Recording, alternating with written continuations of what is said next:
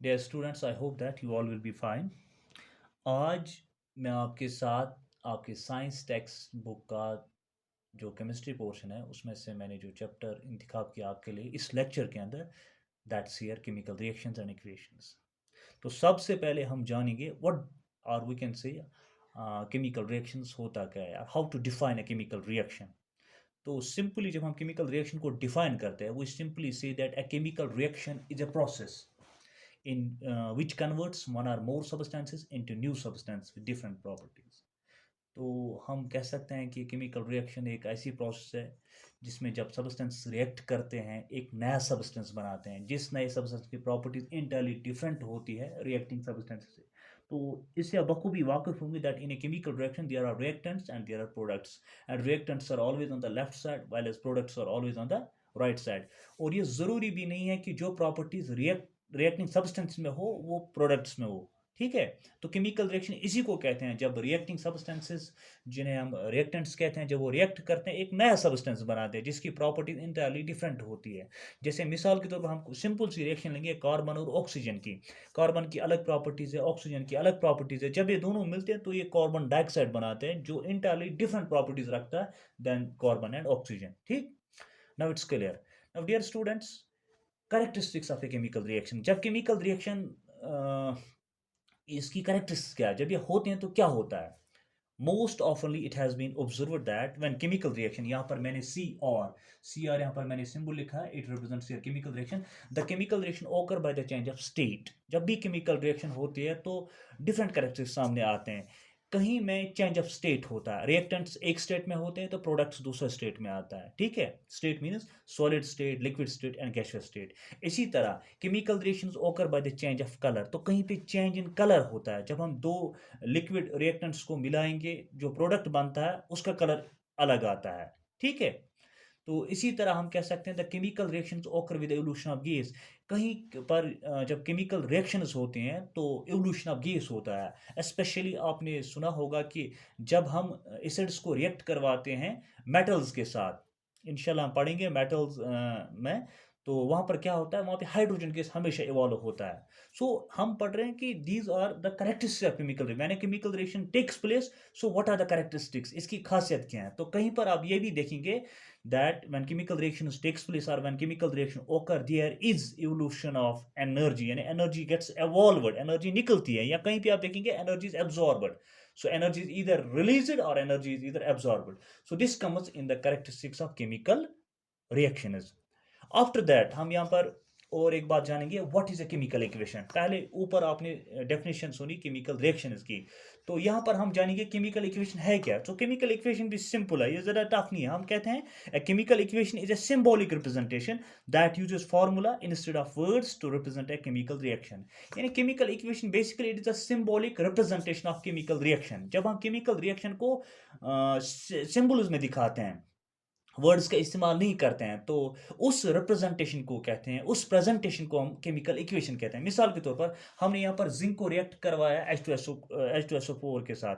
Here Zn is a symbol for zinc and H2SO4 is a symbol for sulphuric acid. जब हम इनको react करवाते हैं तो हमारे सामने जो प्रोडक्ट्स बनते हैं that is zinc sulphate plus hydrogen. तो यहाँ पर हमने सिंबल्स का इस्तेमाल किया, Zn का इस्तेमाल किया, H2SO4 का इस्तेमाल किया, इसी तरह प्रोडक्ट्स में भी सिंबल्स है। तो जब हम केमिकल रिएक्शन को रिप्रेजेंट करते हैं वर्ड्स में उसको दिखाते हैं, तो उस वक्त हम उसको दूसरा नाम देते हैं या कह सकते हैं it's a chemical equation. So chemical equation हमारे सामने दो तरह के होते हैं, एक को हम कहते हैं बैलेंस्ड केमिकल इक्वेशन, दूसरे को हम कहते हैं अनबैलेंस्ड केमिकल इक्वेशन। और बैलेंस्ड केमिकल इक्वेशन वो इक्वेशन कहलाती है जिसमें जो नंबर ऑफ रिएक्टिंग एलिमेंट्स होंगे that will be equal to the number of product elements. यानी रिएक्टेंट्स के अंदर जितने एलिमेंट्स होंगे उतने ही प्रोडक्ट्स के अंदर आनी चाहिए। मिसाल के तौर पर यहाँ पर मैंने लिखा है 2 Na + Cl2 gives 2 NaCl। आप देख सकते हैं यहाँ पर सोडियम के 2 एटम्स है और यहाँ पर भी सोडियम के 2 है, यहाँ पर क्लोरीन के 2 और यहाँ पर भी 2। So this is a balanced chemical equation in which the number of atoms in the reactants is equal to the number of atoms in the products. तो इसी तरह दूसरी जिसको हम बोलते हैं अनबैलेंस्ड केमिकल इक्वेशन, तो यहाँ पर आप देख लीजिए it is hydrogen H2 + O2 it gives H2O। तो यहाँ पर हम देखेंगे हाइड्रोजन के 2, यहाँ पर 2 है, ऑक्सीजन के यहाँ पर ऑक्सीजन के 1। सो इसको हम कह सकते हैं this is unbalanced chemical equation because the number of atoms in the reactants is not equal to the number of atoms in the products. ठीक है।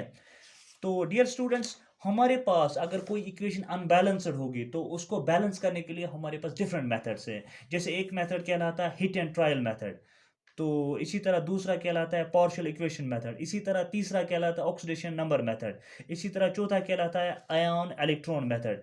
ये डिफरेंट मेथड्स हैं जिनकी वजह से हम अनबैलेंस्ड केमिकल रिएक्शंस को बैलेंस्ड रिएक्शंस में मतलब कन्वर्ट कर सकते हैं। यहाँ तक समझ में आया? I think this is clear.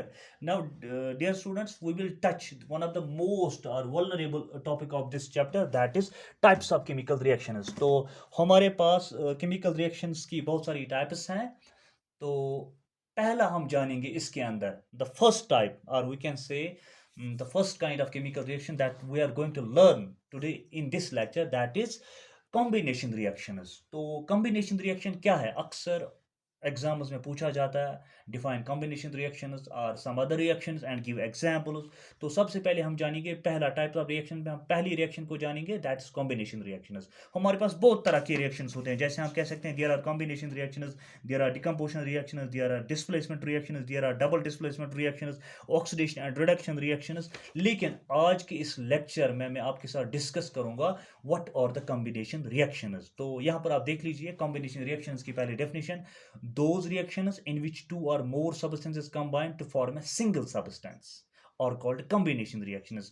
अब डेफिनेशन से क्लियर है कि कॉम्बिनेशन मीन्स टू कंबाइन, जब दो सब्सटेंस या दो से ज्यादा सब्सटेंस कंबाइन होते हैं और एक ही सब्सटेंस बनाते हैं, एक ही प्रोडक्ट बनाते हैं, उस तरह के रिएक्शंस को हम कहते हैं कॉम्बिनेशन रिएक्शंस।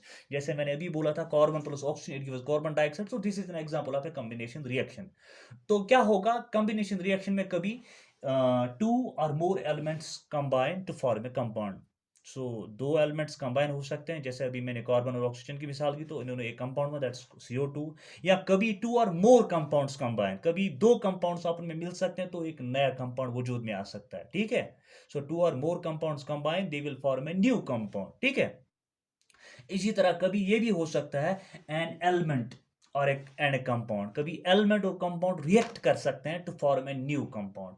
तो गर्ज यही है कि कॉम्बिनेशन रिएक्शन क्या होती है। कॉम्बिनेशन रिएक्शन एक ऐसी रिएक्शन होते हैं जिसमें जो रिएक्टिंग सब्सटेंस होते हैं वो दो होंगे या दो से ज्यादा होंगे, लेकिन जब वो प्रोडक्ट्स बनाएंगे तो वो सिंगल प्रोडक्ट बनाएंगे। जैसे यहाँ पर कुछ एग्जांपल्स है, यहाँ पर है magnesium plus oxygen it forms magnesium oxide.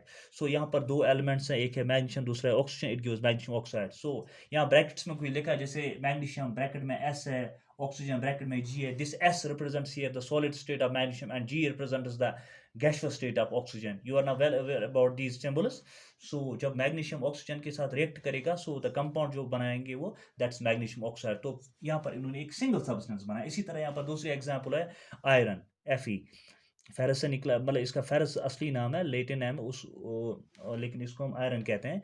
जब आयरन यानी Fe रिएक्ट करेगा सल्फर के साथ, जो प्रोडक्ट बनेगा that is FeS iron sulphide. यहाँ पर भी आप देख लीजिए दो एलिमेंट्स ने कंबाइन किया तो एक सिंगल प्रोडक्ट इन्होंने बनाया, ठीक है, एक single substance. So this is an example of combination reaction. इसी तरह हमने यहाँ पे दो कंपाउंड्स लिए, जैसे कैल्शियम ऑक्साइड, जब हम इसको रिएक्ट करवाएंगे वाटर के साथ तो जो हमारा प्रोडक्ट यहाँ पर बनता है दैट्स कैल्शियम हाइड्रोक्साइड, वो सिंगल सब्सटेंस है, सिंगल प्रोडक्ट है। So these are the examples of combination reactions. मुझे लगता है ये आपको क्लियर है यहाँ पर कि कॉम्बिनेशन रिएक्शंस क्या होती हैं, और जो एग्जांपल्स मैंने यहाँ पे दिए इनसे भी आपको क्लियर हो जाएगा कि कॉम्बिनेशन रिएक्शंस क्या होती है। I think this is end for you in this lecture. I will meet you इंशाल्लाह in next lecture. Thank you very much.